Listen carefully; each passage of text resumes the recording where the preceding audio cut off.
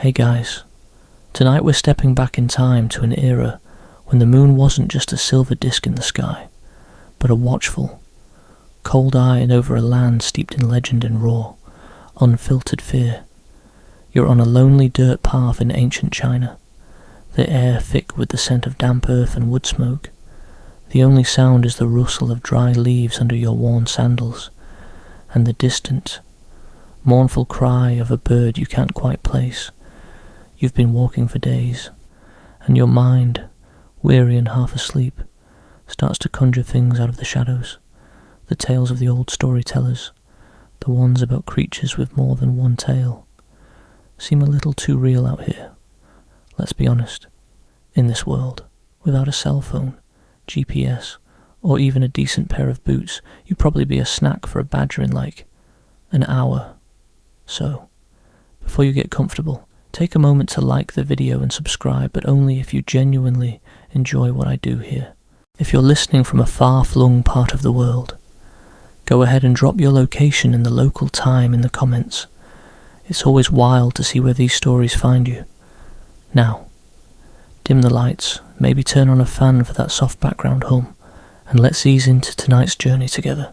You're walking the long, winding road that leads away from the bustling Han Dynasty market town. Your basket full of meagre supplies, the setting sun painting the clouds in shades of bruised purple and angry orange, as dusk bleeds into night. The old superstitions that you had laughed at during the day feel less like fiction and more like an impending weather report. You pull your simple cloth robe tighter against the growing chill, the feeling of being watched prickling at the back of your neck. It's a familiar, primal sensation that predates the elegant courtly tales of beautiful courtesans and seductive enchantresses. Tonight, we're peeling back the layers of romanticized lore to reveal the terrible reality of the Huli Jing. The earliest mentions of these beings don't describe them as beautiful women at all. In the most ancient texts, like the classic of mountains and seas, a compilation of geographical and mythological lore from centuries before your time, the fox spirit is something else entirely.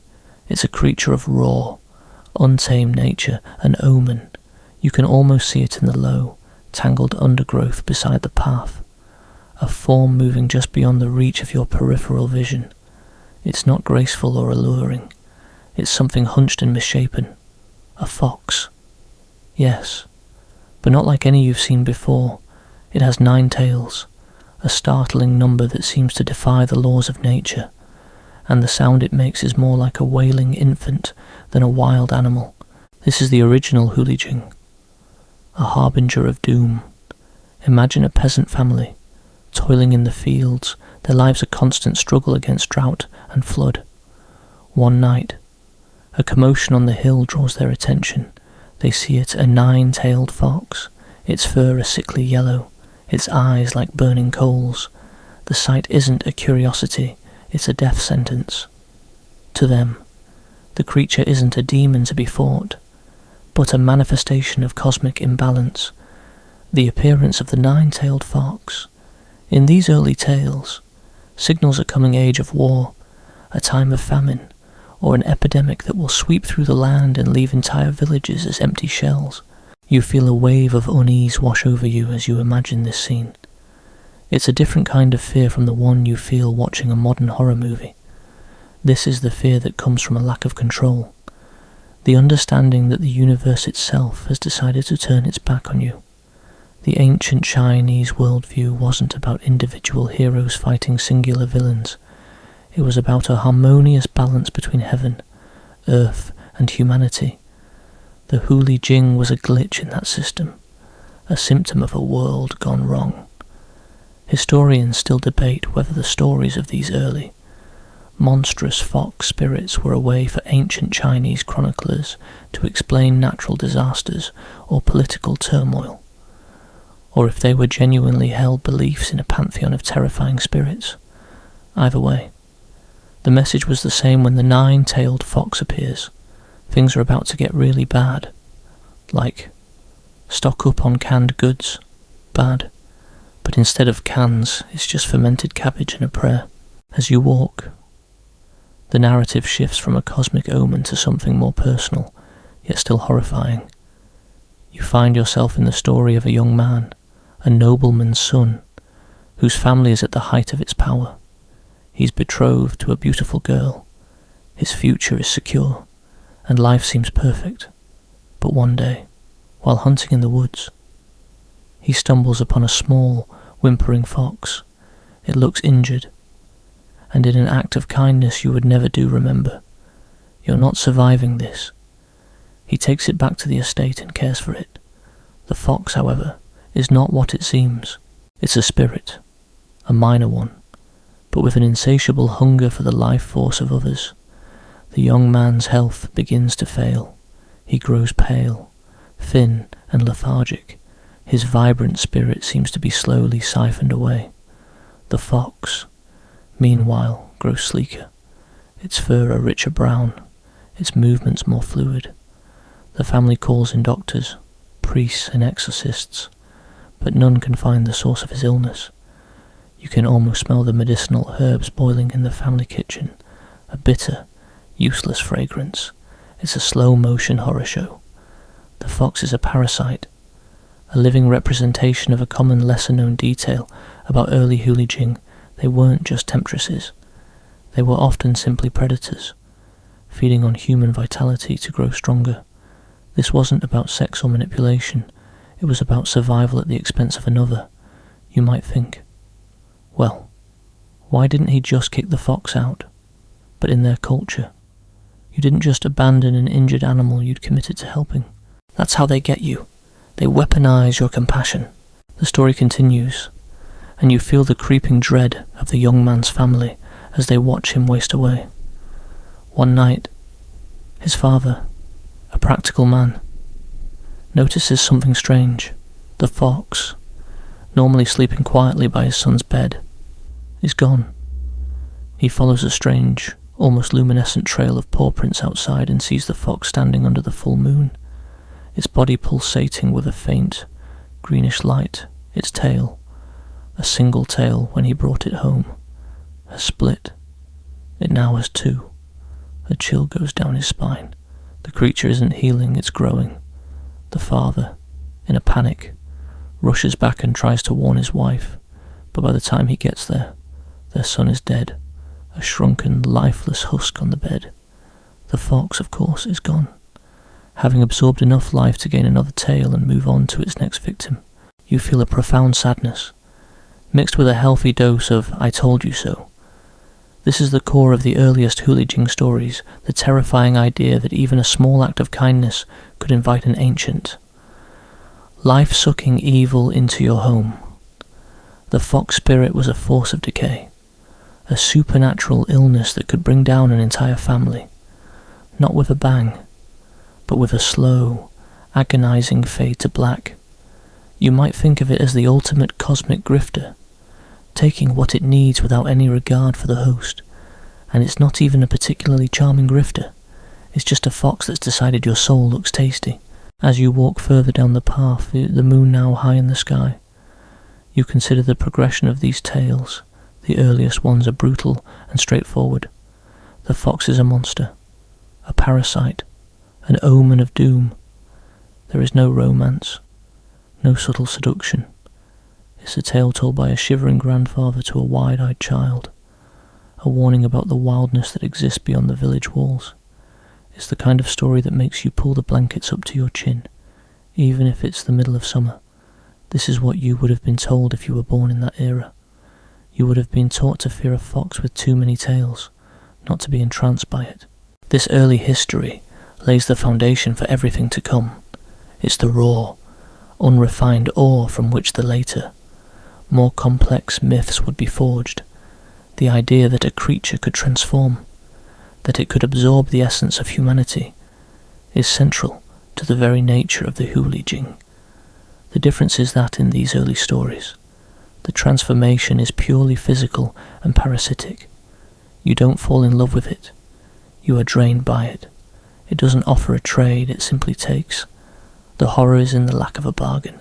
The creature doesn't need your permission to feed on your life force, just your proximity. You can almost feel the presence of 1,000 unseen things in the darkness around you, creatures that exist just beyond the veil of what is considered normal, and you can sense their hunger. The legends were a way to give a name to that hunger, to the sudden, inexplicable sickness that took a loved one, or the swift, brutal famine that struck a once fertile land. The fox spirit, in its original form, was a way to personify the chaos of a pre-scientific world, a world where the answer to why did this terrible thing happen was often just a single, chilling word, the fox. As your journey continues into the deep, dark night, remember the fear you now hold. It's a fear of the unknown, of the things that lurk just out of sight, and the terrible reality that sometimes the monster isn't a beautiful stranger, but simply a thing of grotesque nature, drawn to you for one reason and one reason only, because you are a source of life it can consume. And as the first light of dawn begins to paint the eastern sky a gentle grey, you realise you're not walking alone. You just hope the other things on the path with you aren't the kind that want to borrow your life essence. The first light of dawn stretches across the landscape, chasing away the long, menacing shadows and pulling the world back into sharp, comprehensible focus. The feeling of primal dread from the night before, that sense of being a helpless pawn in a cosmic game of chess, begins to fade like a bad dream. You can breathe a little easier now that the sun is up, its warmth a tangible reassurance that the grotesque omens and hungry spirits of the night have retreated. You find yourself walking into a new era, a new chapter in the story of the Huli Jing one, where the monster stops being an obvious threat and becomes something far more dangerous, a master of disguise. This is where the story gets complicated, because as a traveller in this land, you aren't just worried about what's lurking in the woods. Now, you have to worry about what's standing right in front of you, looking a little too perfect. You see, as Chinese society grew more complex and its culture more refined, the legends of the fox spirit evolved right along with it. The crude, terrifying beasts of the ancient scrolls are replaced by something more insidious, more sophisticated, and infinitely more alluring. This is the time of the scholar and the courtesan, of painted screens and whispered secrets, and the Huli Jing became the ultimate embodiment of that world's hidden dangers. You find yourself in a bustling city market. The air is filled with the aroma of steamed buns and the chatter of merchants. A scholar, a young man named Lei, is sitting at a tea house, poring over a dusty scroll. He's a bit of a loner, content with his books, his ink, and the quiet company of his own thoughts. You, sitting across from him in this narrative, watch as a figure glides through the crowd, seeming to part the sea of people with an almost unnatural grace. It's a woman, dressed in a silk robe of a colour you can't quite name, somewhere between moonlight and a morning mist. Her hair is like spun obsidian, and her face, well, her face is an impossible work of art. Her eyes hold a depth of ancient knowledge that makes you feel a little less lonely, and a little more seen. This is the seductive Huli Jing you've heard so much about, and for the first time, you understand the allure. This is not a creature of raw hunger. This is a being of cultivated charisma, a master of the very human art of illusion. The secret, the truly terrifying part, isn't that she can change her form.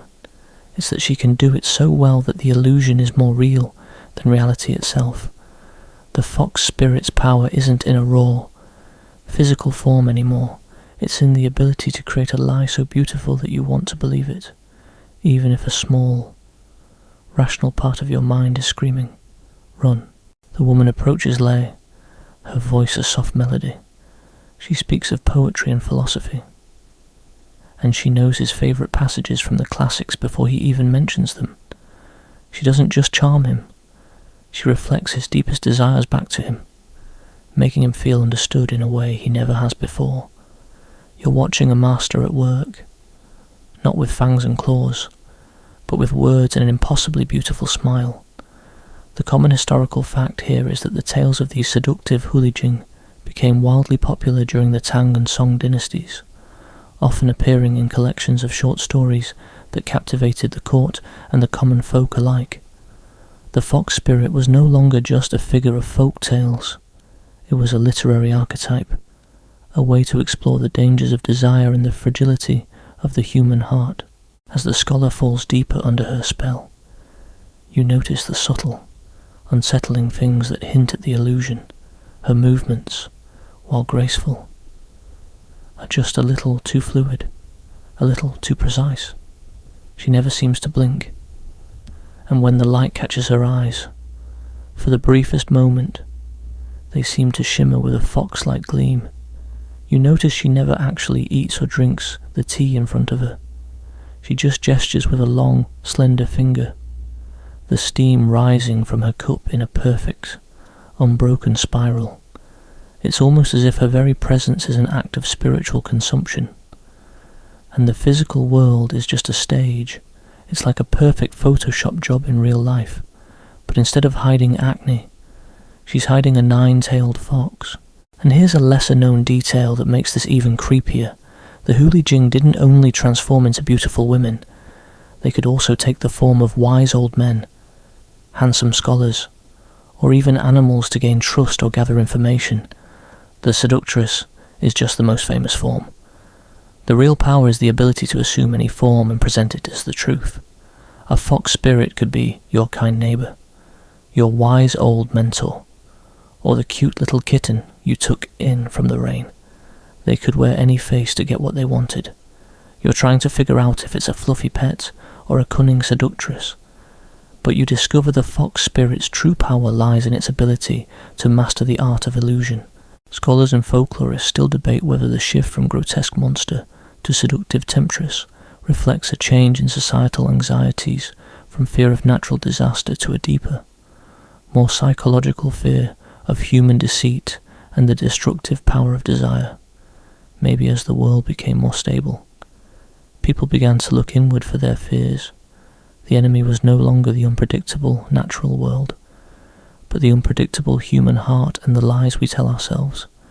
The fox spirit became the perfect symbol for that.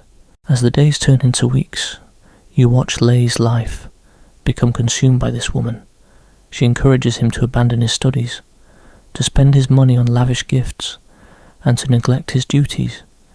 You see his once clear eyes become clouded. His once steady hands begin to tremble. He is a man being hollowed out, but unlike the slow but wasting sickness of the first story, this is happening because he is giving himself away, willingly. He is so entranced by the beautiful lie that he can no longer see the decaying truth underneath. You want to yell at him, to point out the subtle flaws in the illusion, to remind him of the dangers of getting involved in a relationship with something that literally can't eat, but he wouldn't hear you. He is lost in a fantasy built just for him. And this, my friend, is the heart of the terrible reality of the Huli Jing. It's not the claws or the fangs, it's the whisper in your ear that says, I am exactly what you have always wanted. It's the feeling of total connection that makes you let your guard down. A connection that is nothing more than a carefully constructed illusion meant to drain you of your vital energy. You see it as she laughs, the sound like the tinkling of bells, but you swear you can hear a faint, high-pitched yapping sound beneath it. You see it when she takes his hand, her skin soft as silk, but for a split second, you catch a glimpse of something pointed and sharp at the end of her fingers. These are the cracks in the beautiful lie, and Lei is too far gone to see them. He is a sailor captivated by the song of the siren, steering his ship directly onto the rocks. You watch as his life begins to fall apart, and you realize that the most terrifying thing about the fox spirit isn't that it will kill you, it's that it will make you destroy yourself, and you will thank it for the privilege. It's the ultimate gaslighter, the original confidence artist, and the worst first date you'll ever have. The morning light feels different now, not just as a ward against the ancient horrors of the night, but as a gentle illumination of the complex.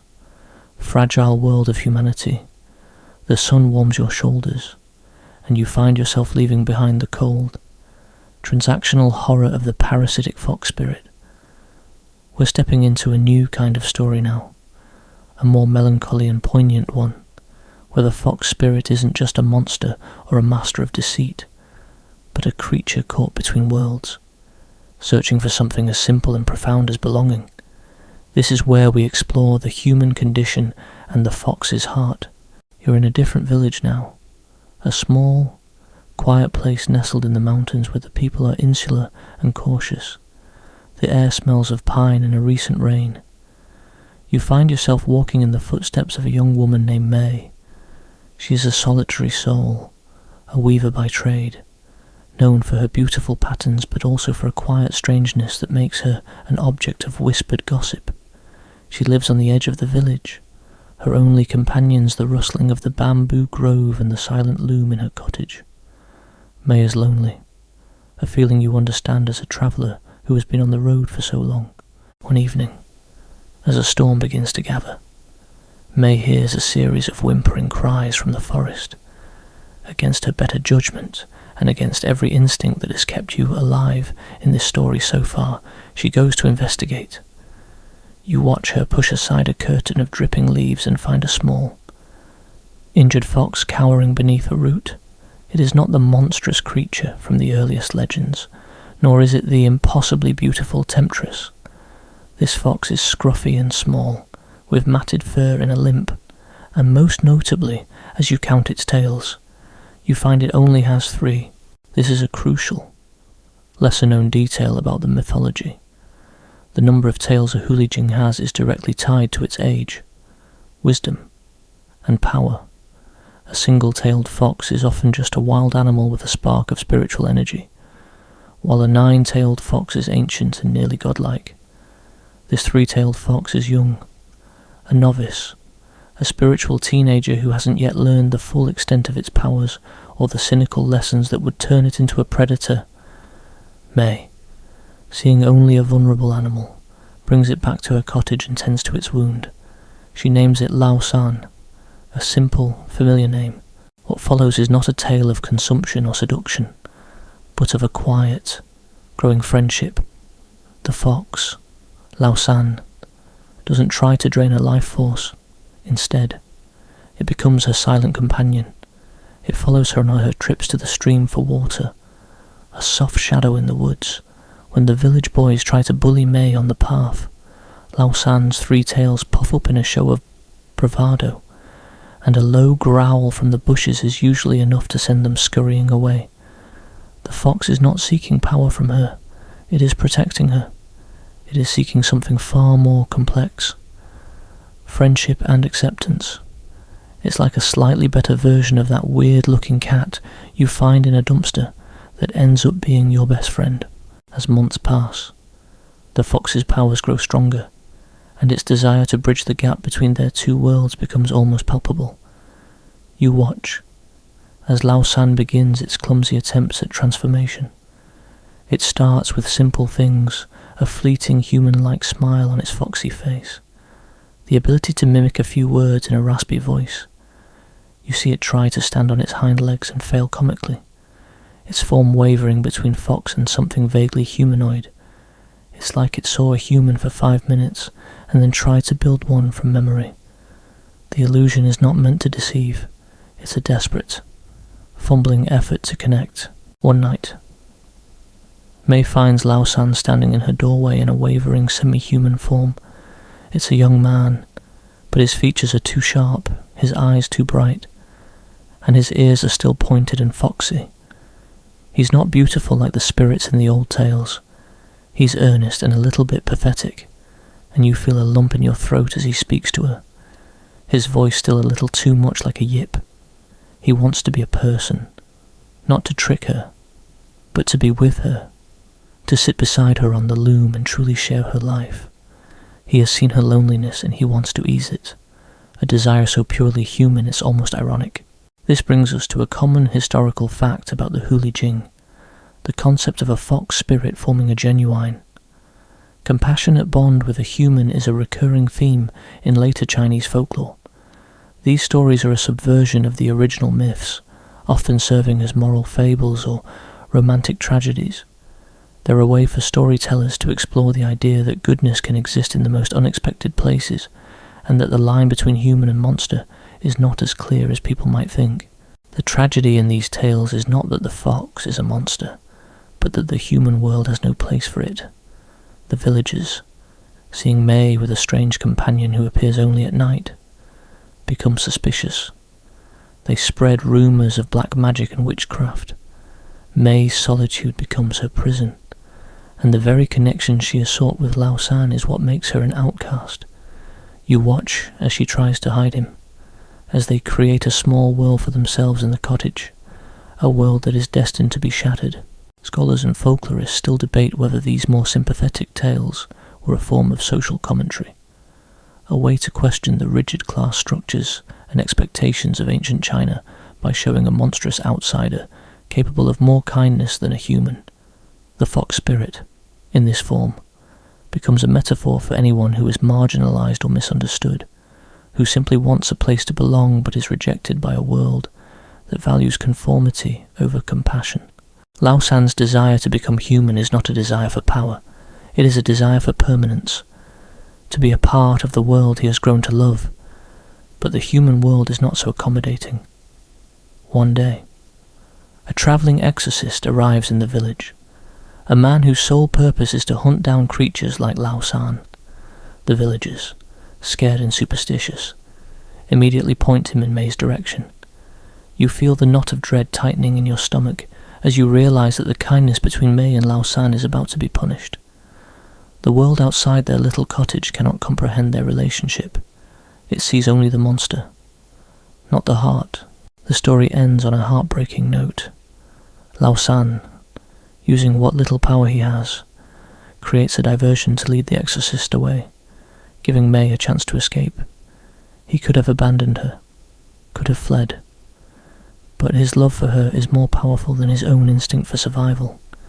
He is a fox spirit, a creature of chaos and magic, but in the end, his actions are profoundly, devastatingly human.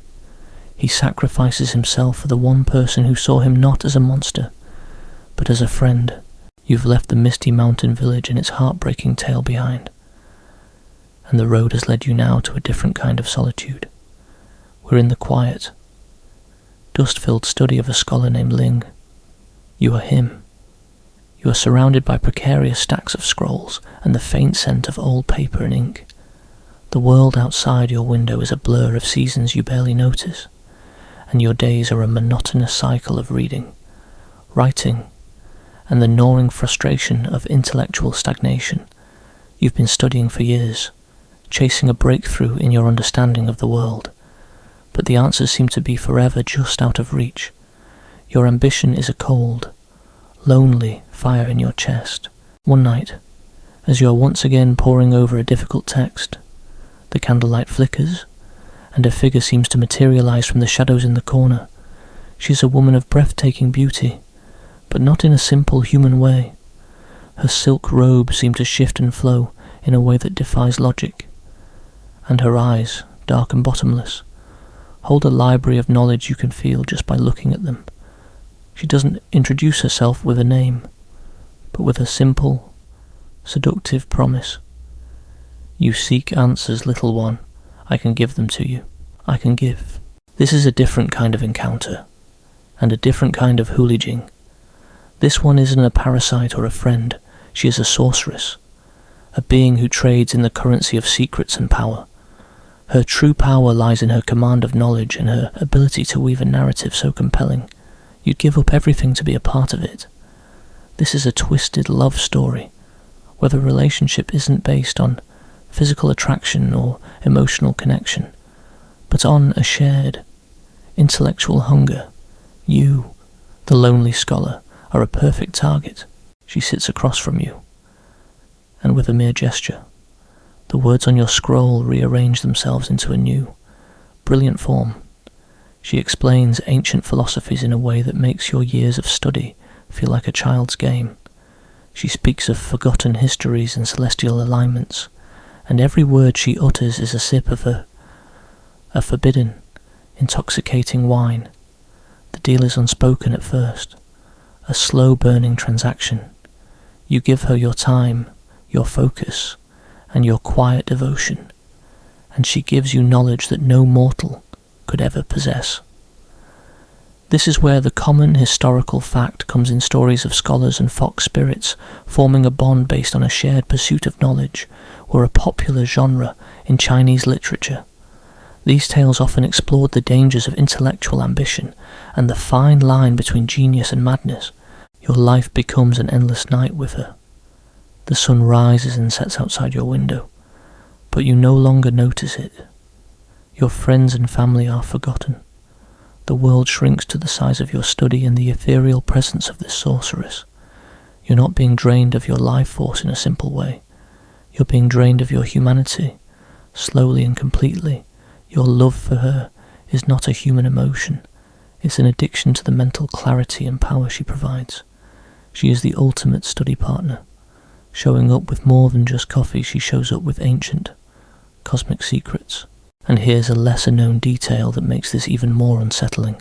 A fox spirit's knowledge isn't always learned, it's often absorbed. A form of spiritual vampirism. The beautiful woman in your study might not be a direct source of knowledge, but a conduit. Her mind a composite of the wisdom of countless scholars and sages she has previously interacted with and drained. Her intellectual prowess is a collection of stolen thoughts. Her wisdom is a graveyard of brilliant minds. You are not her student. You are her next library. The terrifying irony is that you're gaining knowledge from a creature that's literally snacking on the minds of others. As your knowledge grows, so does your grip on reality falter. You begin to see things she is not showing you. The walls of your study seem to warp and ripple when she laughs. You catch glimpses of other, shadowy figures in the corners of your vision, silent companions to her when she speaks. You sometimes hear a faint chorus of other voices underneath hers, as if countless spirits are whispering through her lips. It's a surreal, unsettling experience, like listening to a record player on the wrong speed. Your genius is a sickness, and your brilliance is a form of madness. Literary historians still debate whether these stories were cautionary tales against forbidden knowledge, or if they were an allegory for the dangers of obsession, showing how an all-consuming passion can lead to moral and spiritual decay. Maybe the fox spirit isn't a physical being at all, but a manifestation of Ling's own desperate ambition, a part of his mind that is willing to sacrifice everything for a glimpse of true enlightenment. Your friends try to intervene. They visit your study, but they don't see the beautiful woman you are with. They see you, alone, talking to the shadows. They try to convince you to eat, to sleep, to come out into the sun, but you push them away. How could they understand the cosmic secrets you're learning? How could they understand your love? You are too far gone, a willing captive to a relationship that promises everything and takes it all away. You're trading your sanity for a fleeting sense of genius. You are an addict, and she is your dealer. You've left the dusty, intellectual prison of the scholar's study behind, and the road has carried you to the grandest stage of all the imperial court. The air here is no longer thick with the scent of old paper or pine. Instead, it's filled with the heavy, cloying perfume of expensive incense, the rustle of silk robes, and the constant, murmured gossip of 1,000 courtiers, all vying for power. This is a world of polished marble and gilded dragons, a place where fortunes are made and lost with a single word from the emperor, and it's the perfect hunting ground for a being that feeds on ambition and chaos. This is the Fox and the Empress, a tale of political intrigue. You are a silent observer in this grand, formal space, a fly on the wall as a new, mysterious concubine arrives at the court. She is from a remote province, and her beauty is so legendary that the emperor himself sends for her. Her name, if you heard it whispered correctly through the corridors, is something like Mei Li, beautiful plum, But as you look at her, you know this is not an ordinary woman. Her eyes, as dark and deep as a mountain spring, hold a kind of patient, ancient power. She's a Huli Jing, and her target isn't a single soul or a lonely heart. Her target is an entire dynasty. Her rise is swift and breathtaking. She captivates the emperor, not with simple beauty, but with an otherworldly charm that makes him see only her, hear only her words. She is a master manipulator, a political strategist who uses supernatural insight to unravel the court's intricate web of alliances and loyalties. She whispers a false accusation against a loyal minister, and the next day he is imprisoned. She suggests a new tax on the peasants to fund a ridiculous pleasure garden, and a decree is immediately issued. She is the original political consultant, but her advice is less about public policy and more about total societal collapse. This is where we see the dark side of ambition on a scale that is truly terrifying. The fox spirit, in this form, doesn't need to physically drain life. She drains an entire kingdom of its stability and its soul. The emperor, once a wise ruler, becomes a puppet in her hands, his will her own. You watch, horrified, as he falls from grace, his judgment clouded by her influence. He becomes obsessed with her desires, and the empire begins to crumble around them. And here's a lesser-known detail that shows the extent of her malevolent influence. The fox spirit's demands are not just for lavish gifts and power, but for bizarre, cruel amusements. The stories from this period tell of the emperor constructing a wine pool for their amusement, a massive basin filled with alcohol, and a forest of meat, where roasted animals were hung from trees. He would then force his courtiers to play cruel games for her entertainment, which often ended in their torture or death. These aren't just the whims of a spoiled empress, they're the strange, disturbing expressions of a creature whose true nature is one of pure chaos and nihilism. She's not just running the country, she's running it into the ground, and she's enjoying every second of it. Historians still debate whether the legends of fox spirits manipulating emperors were genuine beliefs in a supernatural threat, or if they were a political tool, a way for later historians to justify the overthrow of a dynasty and demonize its last ruler and his female consort. It was a convenient way to explain a country's downfall. It wasn't because of our poor leadership. It was because a supernatural monster bewitched the emperor. It takes the blame off the men in power and places it squarely on the shoulders of a beautiful, terrifying woman. The empire, once strong and prosperous, is now a land of misery and discontent. The people are starving, the army is neglected, and the court is a cesspool of paranoia and betrayal. You see the signs everywhere, the empty granaries, the sullen faces of the soldiers, the silent fear in the eyes of the nobles. The very essence of the empire is being siphoned away, not by a single act of evil, but by 1,000 small, insidious whispers. She is the ultimate girl boss in the worst possible way, climbing the corporate ladder of the imperial court by stepping on the heads of everyone in her way. As the story reaches its climax, you watch as the neighbouring kingdoms, sensing weakness, begin to mobilize their armies. A rebellion is brewing from within, led by a righteous general who sees the rot at the heart of the empire. But the emperor, blind to the danger, only sees what his beautiful fox spirit wants him to see: a stable, prosperous kingdom that loves him. His reality is a beautiful, self-serving illusion created by the master sorceress at his side. He has traded his kingdom for a twisted kind of love, just as the scholar traded his sanity for forbidden knowledge. The grand, crumbling palace and the memory of a collapsed dynasty are fading behind you, replaced by the quiet, creeping dread of a different kind of legend. We're back in the personal realm now, a world of small villages and simple lives. But the danger here is no less potent. You find yourself walking in the shadow of a man named Jia. He is a merchant, a man of some means, who lives a seemingly normal life with a wife and a growing family. But something is wrong. There is a haunted, watchful look in his eyes, as if he is constantly bracing himself for a blow no one else can see. This is the story of a heartbroken and betrayed fox spirit, and the terrible, methodical vengeance she exacts on the man who wronged her.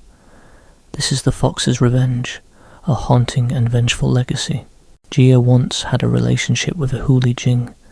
It was not a grand romance like in the legends, but a quiet, secret affair that blossomed in the secluded forest near his home. She wasn't an ancient sorceress or a political schemer. She was a young, gentle spirit who, like Lao San in our last tale, was just beginning to master her human form. She was playful and loving, and you see, through Jia's tortured memories, the fleeting happiness they once shared, but a promise was made and broken. Jia, pressured by his family to marry a human woman for wealth and status, betrayed his gentle fox spirit. Revealing her secret and abandoning her, he thought he was free, that his lie would be enough to sever the tie. He was wrong. Her revenge wasn't a sudden act of violence. It was a masterpiece of psychological terror, a slow-motion haunting that began the day he married his human wife. The first signs were small, almost unnoticeable. A single, small object would go missing from his study, only to reappear days later in the most absurd place, like inside a tea kettle. Then came the whispers, a faint sound that only he could hear, murmuring his name when he was alone, a sound that was at once terrifying and heartbreakingly familiar. This is a lesser-known detail about the fox spirit's haunting. She isn't just a vengeful ghost. She's a master of subtle, creeping psychological warfare, creating bizarre phenomena that make him question his own sanity. It's a form of ghosting in the most literal, magical way. You watch as the revenge becomes more overt, yet remains perfectly tailored to ruin his life without ever physically harming him. Jia's business, once prosperous, begins to fail. His most important shipments get lost on the road. His best workers suddenly fall ill. His human wife, noticing his growing paranoia and strange behaviour, starts to turn against him, convinced he is either mad or cursed. The fox spirit's illusionary powers are used to sow discord, not to deceive him, but to deceive everyone else in his life. He sees her fleeting form in the reflection of a water basin, a face full of ancient sorrow, but when he turns, no one else sees a thing. Folklore experts still debate whether these vengeful fox stories were a way for ancient storytellers to explore themes of female agency and power in a male-dominated society, or if they were simply a reflection of a deep-seated cultural anxiety about the destructive power of a scorned woman in a world where women had limited power. The fox spirit was a way to imagine a kind of female vengeance that was both terrifying and complete, a supernatural retribution for broken promises and shattered hearts. It was the ultimate, magical ex-girlfriend from hell. As the months bleed into years, Jia's life becomes a living hell. He is a pariah, isolated and alone in a world he once had everything in. The fox spirit is no longer a fleeting presence. She is a constant, invisible companion, a phantom tormentor who makes sure every joy in his life is soured, and every moment of peace is shattered by a cold wind or the distant, mocking sound of her laughter. His punishment isn't death, it's far worse. It's a perpetual, agonizing reminder of his betrayal, a living monument to her broken heart. The common historical fact is that the theme of a fox, spirit seeking revenge on a mortal who has wronged it, is a classic motif in Chinese folklore. These stories often served as cautionary tales against betrayal and the dangers of spurning a supernatural being's affections. They were a way to teach a moral lesson that a broken heart, even a non-human one, can hold a power that is more destructive than any physical force. The pain he inflicted with his betrayal is now being returned to him 1,000-fold, a cosmic debt he can never repay. You see Jia, an old man now, sitting alone in a darkened room, his once rich clothing tattered and his hair grey. His wife has long since left him. His children have disowned him, and his business is in ruins. He is a ghost in his own life, a man who has lost everything, and in the corner, just beyond the candlelight, you can see her, a faint, shimmering form, a woman who is still as beautiful as the day he met her, her eyes filled with a sadness that has turned to a cold, patient hate. She is not a monster who destroys with fire or flood. She is a monster of heartbreak and sorrow, and her revenge is a haunting that will last a lifetime. The path has taken a sharp turn, and you find yourself in a new role entirely. You're no longer a simple observer or a weary traveller. You are a professional, a specialist in the unseen. You are a Taoist exorcist, a spiritual investigator, and your hands are calloused not from a farmer's labour, but from years of practice with talismans, enchanted ropes, and the tools of a trade that deals in shadows and spiritual residue. Your mind is trained to see the world in simple terms, human versus monster, good versus evil, but your current case is about to challenge everything you thought you knew. This is the exorcist's dilemma. Can a fox spirit be redeemed? You've been hired by the powerful and wealthy magistrate Liu to deal with a Huli Jing that has been plaguing his family's silk business. According to him, the fox spirit is a malevolent creature, a mischievous thief who has been stealing goods, causing fires, and bringing ruin upon his house. He has offered a generous reward, and you, having dealt with countless ghosts and minor demons, see this as a straightforward job. You arrive at his lavish estate, a fortress of brick and stone, smelling faintly of old money and new fear, as you begin your investigation. However, something feels off. The magistrate is a man with a cruel sneer and a cold demeanour. He speaks of the fox spirit with a vitriol that seems disproportionate to the petty crimes he describes. You are a master of reading spiritual traces, and a lesser-known detail of your trade is the ability to read the echoes of past events. As you walk through the estate's silk warehouses, you don't just feel the lingering presence of a fox spirit. You feel something else, the faint echoes of human cruelty and the silent screams of labourers. You see flashes of a young woman's face, tired and hungry, being scolded and beaten. The story of the mischievous thief begins to unravel, and you realise you are less of a ghostbuster and more of a spiritual private investigator. Your investigation leads you to the village, where you hear a different story. The fox spirit, you learn, is not a nameless monster. She's a woman named Bai, a young spirit with a kind heart who has long protected the small folk of the surrounding forest. The stolen goods were actually silk and grain taken from the magistrate's overflowing warehouses and redistributed to the starving villagers during a recent famine. The fiars were minor acts of sabotage, done to protest the magistrate's illegal land grabs that had left many families homeless. The mischief was, in fact, a form of spiritual justice. You feel a profound sense of confusion. Your entire professional life has been about hunting monsters, but you have found a monster who is a hero. The people who hired you are the real villains, and the creature you were meant to destroy is more righteous than they are. The common historical fact is that in some versions of Chinese folklore, exorcists and Taoist priests were not always seen as simple monster slayers. They were often mediators between the human and spiritual worlds, and their job sometimes involved judging the morality of a spirit's actions, not just destroying them. You have to decide if you're a simple hired blade or a true moral judge.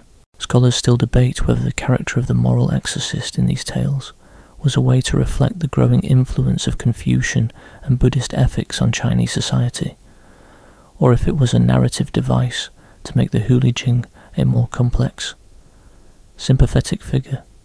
The stories challenge the simplistic idea of good and evil by showing a monster capable of profound kindness and a human capable of profound cruelty. You find yourself in the middle of that debate, the weight of your decision a heavy burden on your shoulders. You eventually find her, not in a monster's lair, but in a small, peaceful clearing in the forest, surrounded by fireflies. She is a young woman, her face filled with an ancient sadness, her 9 tails glowing faintly in the moonlight. She doesn't attack you.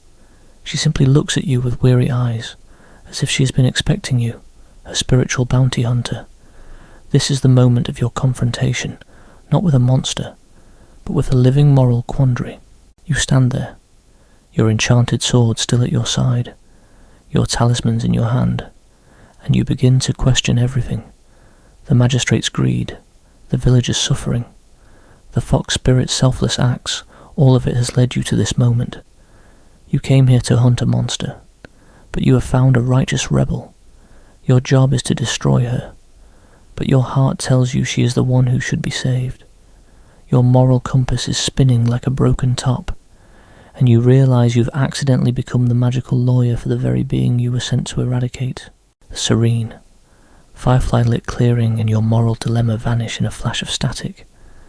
The air around you goes from cool and damp to stale and electric. The soft, distant sounds of nature are replaced by the jarring cacophony of 1,000 chattering screens, a symphony of traffic horns, and the endless, synthetic hum of a city that never sleeps. You've stepped out of the ancient scrolls and into a world of glass, steel, and glowing rectangles. You've come home, and as you do, you realize that the Huli Jing didn't stay behind in the past. It's here, hiding in the plain sight, and its influence is everywhere. This is the echoes of 1,000 tales, a modern Huli Jing. The fox spirit's fundamental nature was always about illusion and ambition, and you can see those same forces at work now, just in a different costume.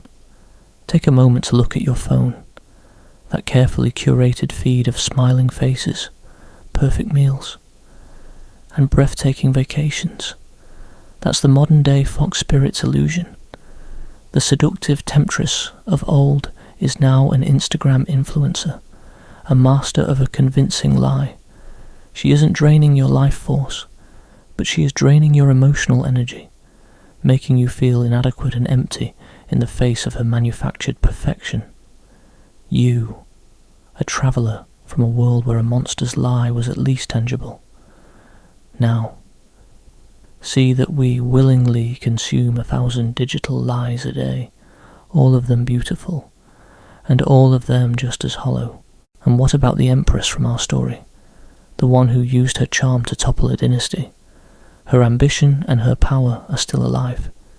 You see her in the ruthless CEO, who uses psychological manipulation to climb the corporate ladder. Her company's public image a pristine mask that hides a cesspool of unethical practices. You see her in the politician who wins a crowd not with genuine policy, but with a charisma so overpowering it blinds people to their lies. These aren't creatures with 9 tails, but their influence over entire populations is just as real, and their motives are just as selfish. It's like an old folk tale, but instead of the emperor's wine pool, it's a global stock market crash.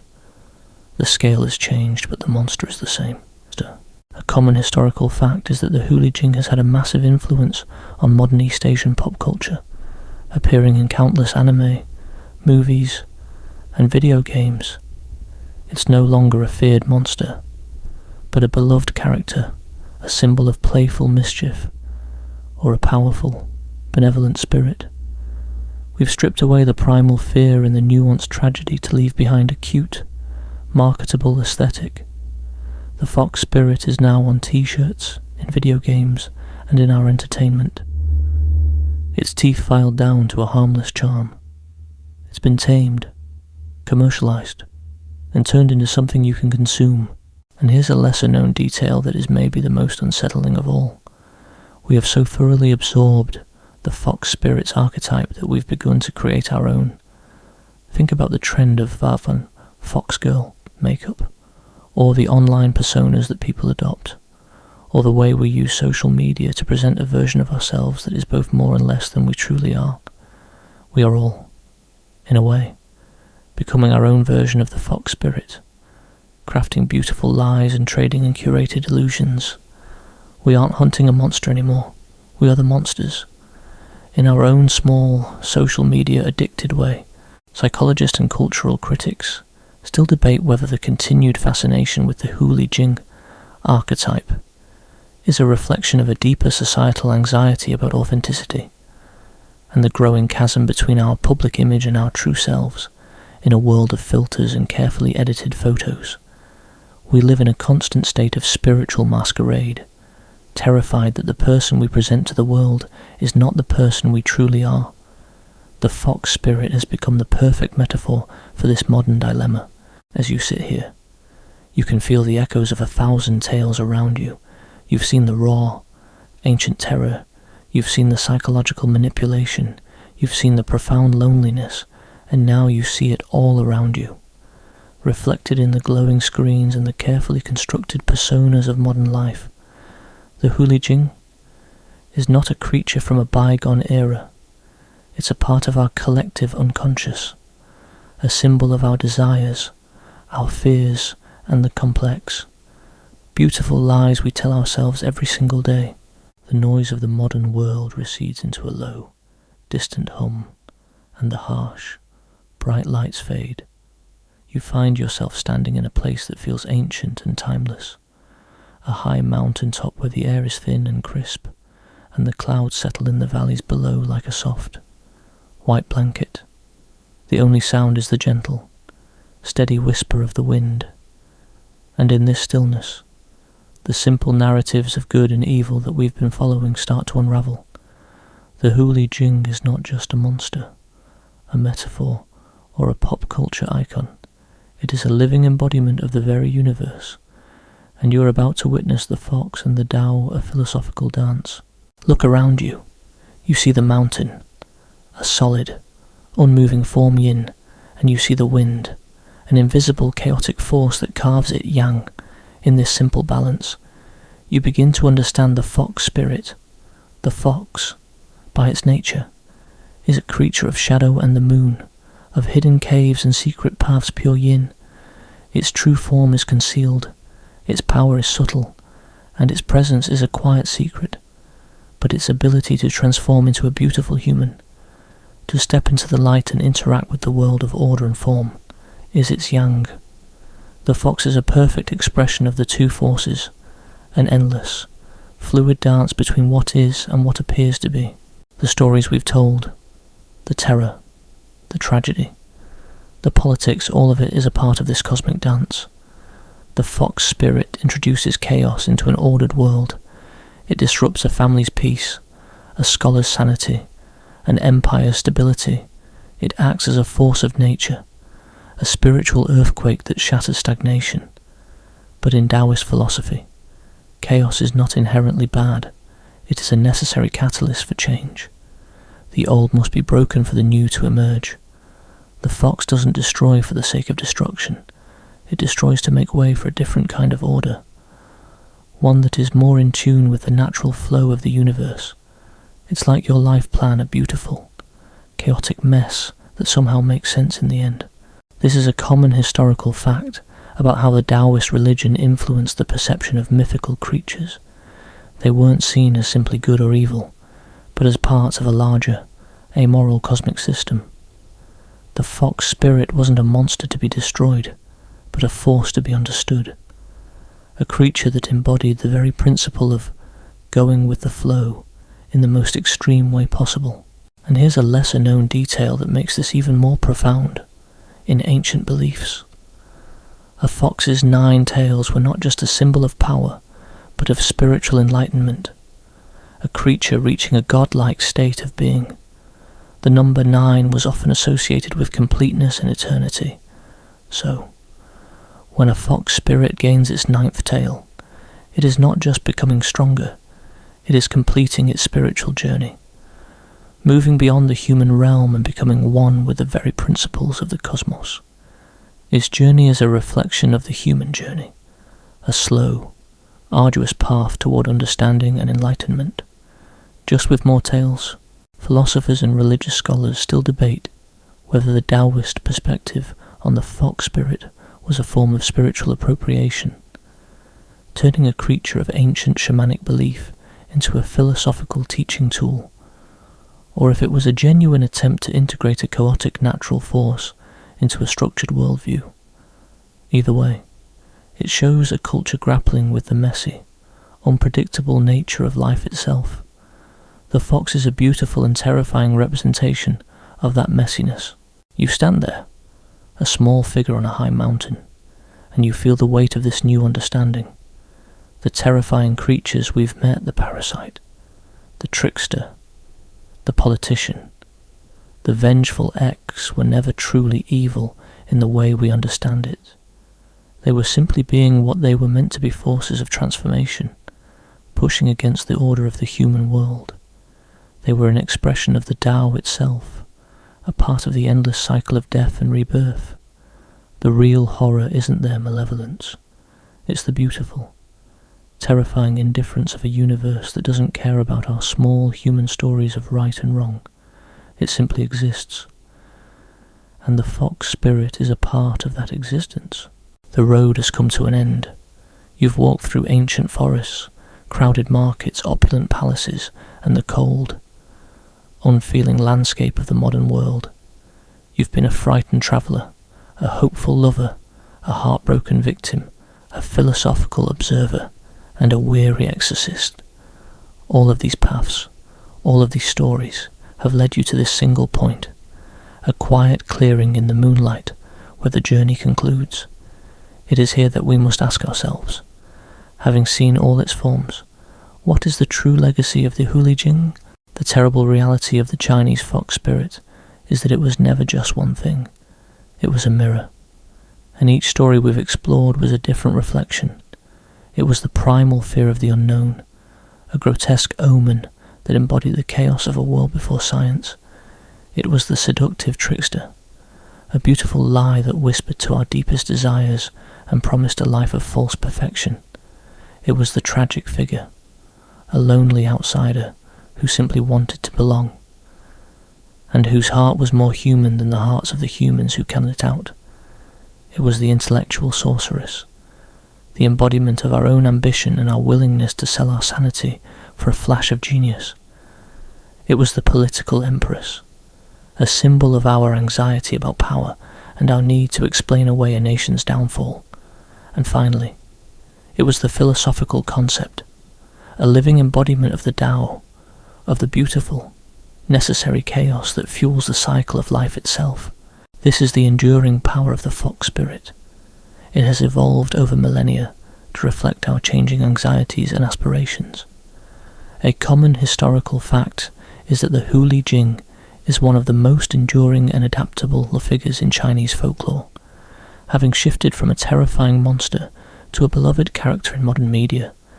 Its ability to change, to rebrand itself, is a testament to its cultural strength.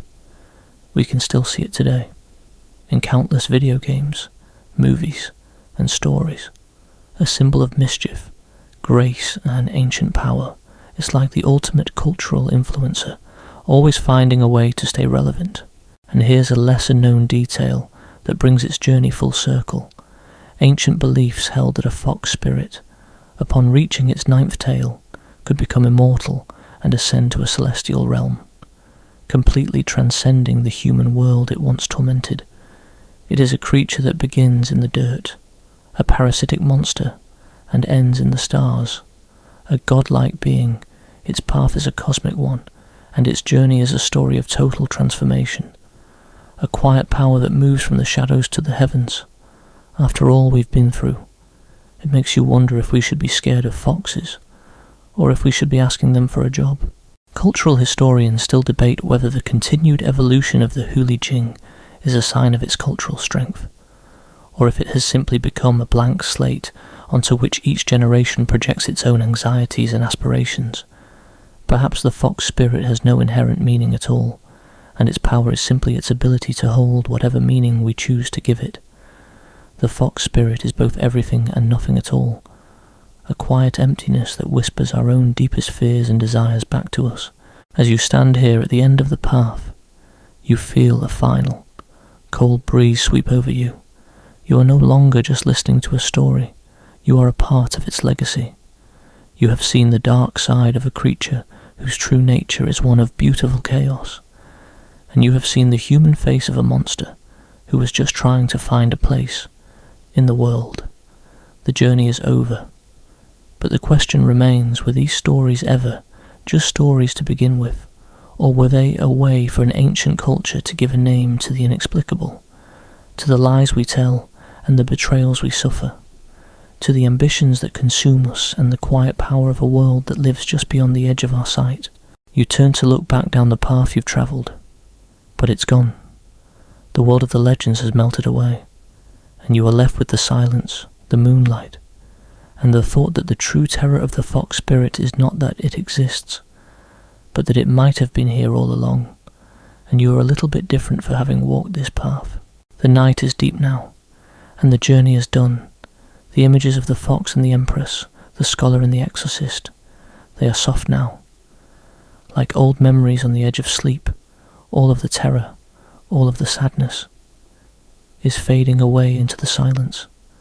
There's nothing to be afraid of here, just the sound of the world breathing around you, the gentle hum of the fan and the quiet comfort of the dark. Let your mind drift away from the stories and into the peaceful emptiness of the night. The path has ended,